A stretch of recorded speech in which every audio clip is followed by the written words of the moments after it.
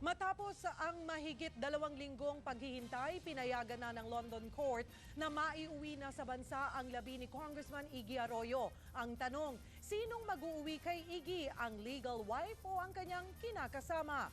Para sa update, nasa linya mula sa London, si News 5 correspondent Jay Orense. Jay? Cheryl, sa ngayon, nasa JH Canyon Limited Funeral Parlor pa rin ang bangkay ng namayapang kongresista na si Ignacio Iggy Arroyo.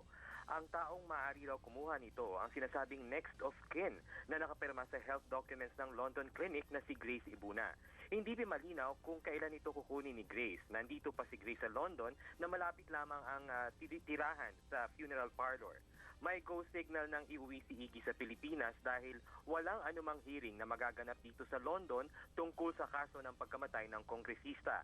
Base kasi sa pagsusuri ng Westminster Coroner's Court, natural death ang dahilan ng pagkamatay ni Iggy Arroyo noong January 26. Namatay siya matapos atakihin sa puso. Ayon sa website ng Westminster Coroner's Court, ang responsibilidad lang nila ay i-record at imbestigahan ang mga biglaan at di inaasahan o bayolenteng pagkamatay ng isang tao. Kwento sa atin ni Ms. Lynn Martindale, officer ng nasabing korte, pinuproseso na nila ang mga papeles para agad mapauwi si Iggy sa Pilipinas. Tumanggi siyang magbigay ng iba pang detalye ukol sa kaso. Cheryl?